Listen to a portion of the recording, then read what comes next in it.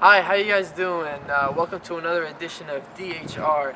Today, we'll be discussing the issue of human rights and democracy amongst young adults.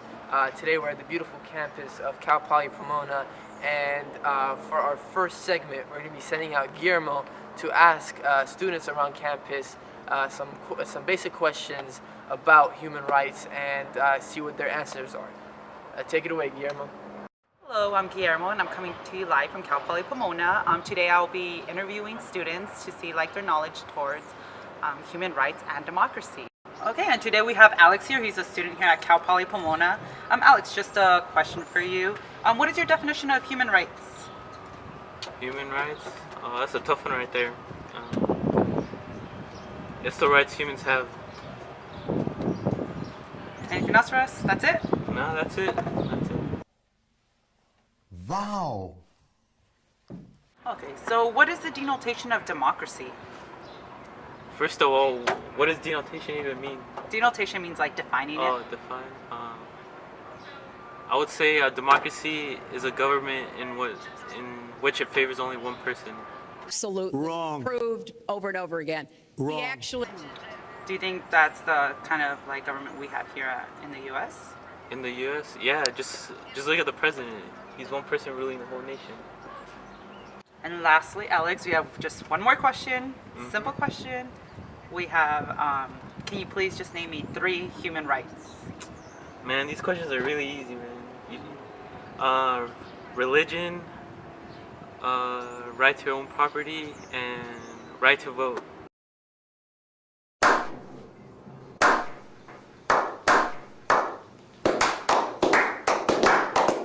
Finally, you got one right. Congratulations, Alex. Did I win anything?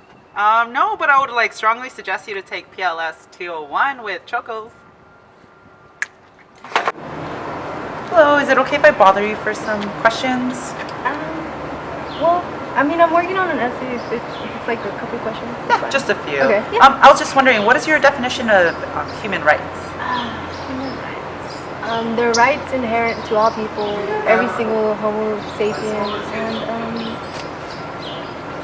with human rights, we are all, equally entitled to our human rights without discrimination or.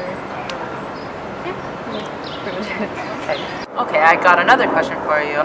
What is your definition of democracy? A government by the people, especially rule of the majority. I have another question for you. Why do you think it's important for young adults to know about human rights and democracy? Because people are oftentimes misinformed. What about you? What do you think about it? I just think we focus so much on the U.S. human rights. People just think it just revolves around here, but in other parts of the world, we don't look at these things and we don't realize that people don't have access, equal opportunities. They don't have the right to religion, and young adults should start looking into that. I think research should definitely be an option, and just having the right definition of what human rights and what democracy is would definitely enlighten our young adults. Thank you, Guillermo, for that. Wow, Cal Poly Pomona has some really bright students and some not so bright, especially this guy. But anyway, for our next segment, we'll be going to Twitter to answer some of your guys' questions revolving around human rights and democracy. Alright, so for our first question, it comes from Trocos for the win. I really like that name, Trocos. He says, how do democracy and human rights interlink? Well, democracy is all about majority rule, and putting that power in the hands of the people will allow them to express their needs.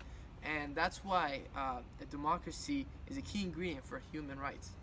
Our second question comes from at Greek Life. I've never been to Greece, but I heard it's a beautiful place. He says, are there any countries that are not aware of such rights? Most definitely. One of the biggest ones is North Korea. In North Korea, according to Human Rights Watch, all domestic media and publications are strictly state-controlled, and foreign media allowed inside the country are tightly controlled as well. Internet and international phone calls are heavily monitored.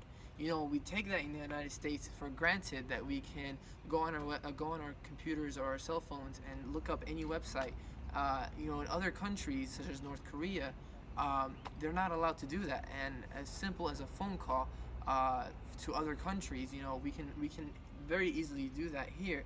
In North Korea, for example, that's not the case. That's why I think democracy is a key ingredient for human rights. That's all the time that we have for tweets today. Next, we have a former PLS 201 student that is now working for the Public Affairs Bureau. He is going to be discussing the U.S. policy on human rights. Take it away, Fred. Hey, this is Fred speaking to you from Washington, D.C. So I'm going to introduce one of the ways how the U.S. protect human rights and democracy, mostly through this office called Bureau of Democracy, Human Rights and Labor, aka DRL.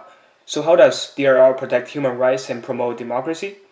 Every year, DRL submits to the Congress a 5,000-page report on human rights conditions in over 190 countries. The report is respected globally for its objectivity and accuracy. Regarding abuses, DRL promotes accountability, early warnings, and preventive diplomacy. Some examples on that are conducting human rights dialogues with governments from other countries, raising key issues through public channels.